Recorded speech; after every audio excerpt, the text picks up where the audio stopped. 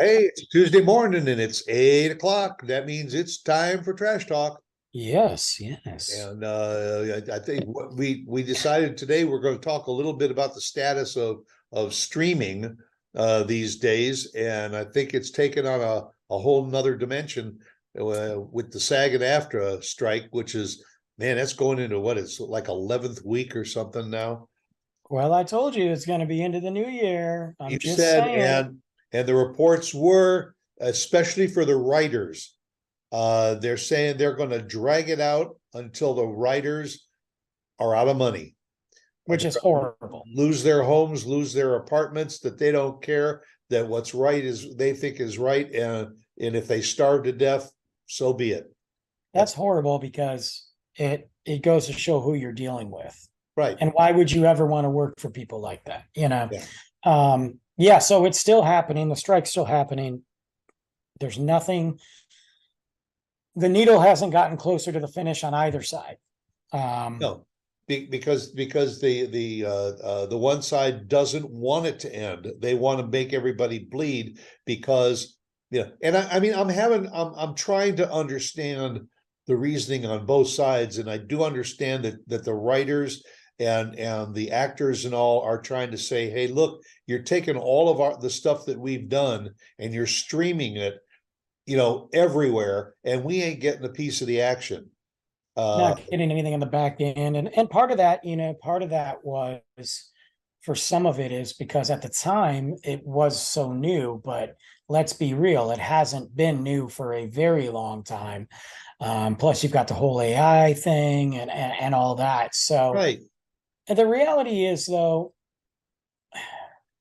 and people don't understand this. So if let's say the actors strike ended, let's just say that, but the writers were still going on. A lot of these actors are writers too. They're That's right. writers on the films. You're still not going to see them because of the writers' strike. So there's a lot of layers to this, and it's affecting streaming. And we've noticed that, with Disney recently just announcing that they're going to increase prices next year.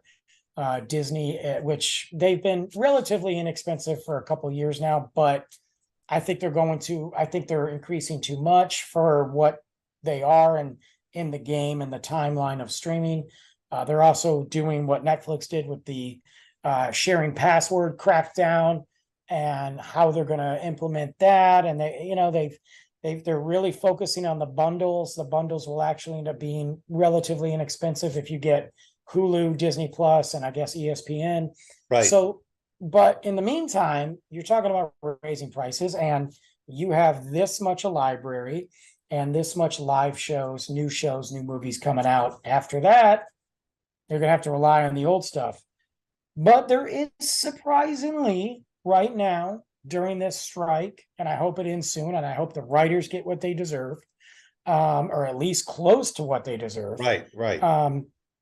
There's a lot out there to watch. There's a lot of cool things out there on multiple platforms and unique stuff to watch. So figured we could talk about that. What have you been watching lately that is on one of the platforms?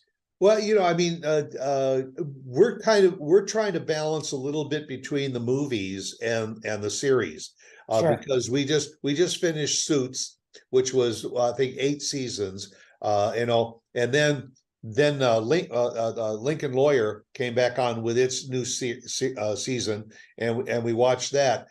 And then we said to ourselves, okay, we finished the series we've been watching. Now let's catch up on a few movies, and also go back and catch some of the movies.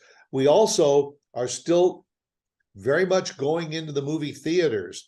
Fortunately, a lot of the studios have got vaults filled with movies that are waiting to release. So while this strike is going on and nothing new is being produced, Sure. they've got, just open the vault. You mentioned Disney. Disney will always make money because if they start to see a downtick in their profits, they just open the vault. They'll take out Cinderella or Pinocchio or whatever. They'll re-release it, and a whole new generation of viewers will go to the theaters to watch it. And then you've got phenomenons. I mean, still, I don't quite get it, but this whole Barbie thing, I guess maybe because Barbie, it's not another, a Marvel movie. It's not another, a thriller movie. It's not another zombie movie. It is so much in its own genre that it hit the world, and just the numbers are staggering to me. It's a juggernaut. Look, at number one, it hasn't been done before. Right. Anything like that. Number two, you've got an A-list cast in there for sure. Yeah. Number three, it's just something new to be entertained. Whether I like it or not doesn't matter. Clearly, it worked. So, hey, And the residuals is all of the merchandise and swag that they're selling to go along with it too. It's amazing. But we get those phenomenons every so often. So when something hits, for instance, going way back when Jaws hit, it was the first shark movie that came out, and I mean, everybody had to see it. And as disgusting as parts of it were, it was great.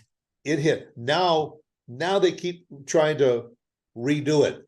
Jaws. Well, and that happens a lot, and we see that on streaming too. I think Netflix in particular. Netflix just came out with a movie with Gal Gadot. She's from Wonder Woman, and I like her. I like to look at her, and I like her. But it is a generic, put a stamp in it. You took Ryan Reynolds out or The Rock out. You put Gal Gadot in. It's a generic action movie with generic humor, generic fight scenes, and generic special effects that you spent too much money on. Doesn't work. But there's some other things on Netflix. One of the shows I highly recommend that people watch is Painkiller. Painkiller on Netflix with Matthew Broderick, who I typically don't like. It is an eye-opening, disturbing. Quite frankly, I don't know how this country is still operating and how we allow it to operate, knowing that our government has allowed big pharma and pharmaceutical companies and drug pushers to really create these pandemics and problems. It is a disturbing thing looking at the OxyContin and how it just everything, and not just OxyContin, but I highly recommend it. I think it's 10 episodes. It might be 8. I can't remember. Right. Not on Netflix, I think. It's on Netflix. It's not a feel-good show by any means, but I binged that, and I think everybody should watch it. I think that's one of the best things that Netflix has put out. Very similar to what Hulu had with Dope Sick with Michael Keaton, who I love. That was a good one too. But this one to me dives in it a little bit more, and I kind of enjoyed it. And I thought that was a good one on Netflix right now. And it's interesting because the public is giving it a lot of credit. The critics did not. Of course not. Who cares about the critics? Who cares? They are paid little, and dude, nobody cares. Nobody cares about the critics. Whenever I see a movie gets dissed by the critics, the Rotten Tomatoes puts out their green splat or what, that kind of makes me want to see the movie even more. Yeah, Rotten Tomatoes said it. Oh, it's 97% certified fresh. Cool. It's probably crap.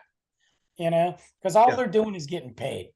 But this is a good movie. Netflix has actually had a couple things recently that they've done that I really liked, and this was one of them that I liked. What about you? I think we're going to get ready to start watching that. We did go back. We watched the new season of Firefly Lane, and right now Emily in Paris. Watching that. I mean, that's a little more of a chick flick and all, but it's good. The costuming is incredible in that movie because it's all done in Paris. But as soon as we finish with that feel good stuff, now I'll be ready for another thriller, killer, mystery kind of a show, because I find it when I start to watch too many of those back to back, I get bored with it. I need a switch. Of course, you got to switch up the genres. Yeah. One of the other things, for all my Star Wars fans out there, and I got to be careful I don't take up the whole show with this. Disney Plus just dropped recently the Ahsoka series, probably the most anticipated installment into the Star Wars universe with one of my favorite characters, Ahsoka, live action, amazing cast. And wow, and I'm not going to give any spoilers away, but want to talk about a show that feels like a movie, that feels like Star Wars, and good Star Wars. Yeah, it kind of has a little bit of Mandalorian vibes, but it's so much bigger. There's so much going on. It really connects the universe, and man, I got to tell you, so far so good on Ahsoka, that drops every Tuesday on Disney Plus. I've been blown away by it. We just went to see Tom Cruise the Mission Impossible. Yeah, it's not bad. Which is pretty cool, because right at the opening credits it says Mission Impossible, the subtitle Part 1. Yeah, he's doing it. Yeah. So right away you're going to watch all that, really. And I mean, it is just such a great action scenes and everything. Keeps you on the edge of your seat. But then you get to the finish and it says, stay tuned for Part 2. So it's going to make you want to come back. But Tom Cruise this year was a good year for him, because he also had Top Gun, Maverick. And it did well, and it was entertaining. And it did well. But again, like we've often said on our shows, do you go see it because of the movie? You go see it because it's Tom Cruise. Well, let's be real. You go see it because it's Tom Cruise in Top Gun. Right. Go because not all of Tom Cruise's movies are good. Now, I will say this, as he's gotten older and he's focused on what he's good at, he's doing them better. So I'll give him credit for that. I don't really like his antics off the screen. Also loves doing a lot of his own stunts, which he did, which is amazing to me. Good for him. Mission Impossible. I think that's amazing. When you want to watch a fun comedy, so on Paramount Plus, which is one of my least favorite streaming apps, to be honest with you. They have some cool stuff, but I'm just mostly documentaries. But there's two things I watched recently on there. One of them, when we were talking about different stuffs, it's called Mixtape. It's a phenomenal documentary on mixtapes. And for those of you that don't know what it is, this is how you got music back in the day. We're talking about the underground scene. We're talking about underground hip hop. We're talking about literally guys who would pay off, DJs and MCs who would pay off people that worked for record companies to take a rough cut of an album. For example, when I think it was it Kanye or maybe Jay-Z was getting ready to release, it might have been Lil Wayne, was getting ready to release an album. You had this DJ that paid off one of the interns there, because they're not getting paid.